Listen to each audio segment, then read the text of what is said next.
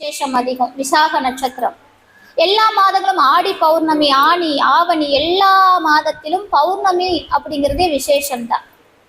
இந்த பங்குனி மாதம் அப்படிங்கிறது ஏன் கூடுதல் சிறப்பு அப்படின்னா, நான் சொன்ன மாதிரி தெய்வ திருமணங்கள் நடந்த அற்புதமான நாள். முருகப்பெருமான் இன்னைக்கு தினம்தான் திருப்பரங்குன்றத்துல தெய்வானையை மணந்த நாள். முருகப்பெருமான் தெய்வ திருமணம்னு சொன்னா முதல்ல நம்ம கண்ணுக்கு வர்றது முருகப்பெருமானுடைய திருக்கல்யாணம். ஏன்னா திருப்பரங்குன்றத்துல அவருக்கு திருமணம் நடந்த அந்த காட்சியை காண கைலாயம் மட்டுமல்ல, வைகுண்டம், பிரம்மலோகம், தேவர்கள், ரிஷிகள் எல்லாம் 33 முனிவர்கள் எல்லாரும் வந்திருக்காங்க.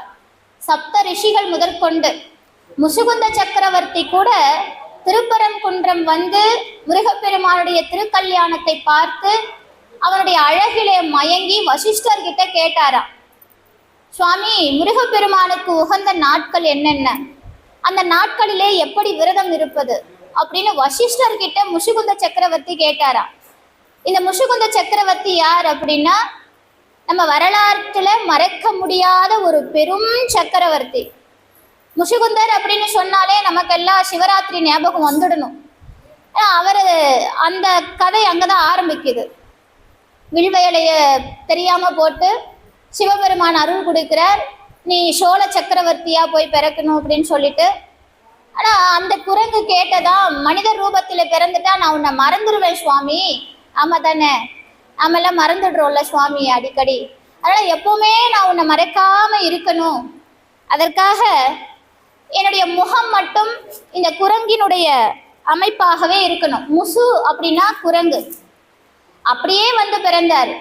அவருடைய அற்புதம் என்ன அப்படின்னா, இன்னைக்கு நாம பார்க்கக்கூடிய சப்த விடங்க தலங்கள், சுவாமி எழுந்தருள் இருக்கக்கூடிய சப்த விடங்க தலங்கள், வீதி விடங்கர் அப்படின்னு சொல்லுவோம் இல்லையா, திருவாரூர் தியாகராஜ பெருமான, அதுக்கு காரணம் முசுகுந்த சக்கரவர்த்தி தான். தியாகராஜ பெருமான் எப்படி பூமிக்கு வந்தார்? யாராவது செதுக்கி வச்சாங்களா, உருவாக்கினாங்களா? கிடையாது. இந்த சப்த விடங்க தலங்கள்ல இருக்கக்கூடிய அத்தனை சுவாமியும் முசுகுந்த சக்கரவர்த்தியால வந்தவங்க தான்.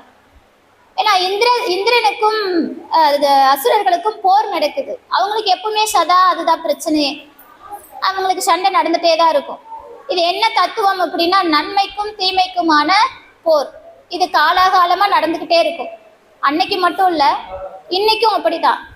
நன்மை பெருகுதோ இல்லையோ, தீமை அதிகமாக பெருகும். ஆனால் அந்த தீமையை அழிக்கக்கூடிய நன்மை இறைவன் ரூபத்திலேயே வரும்.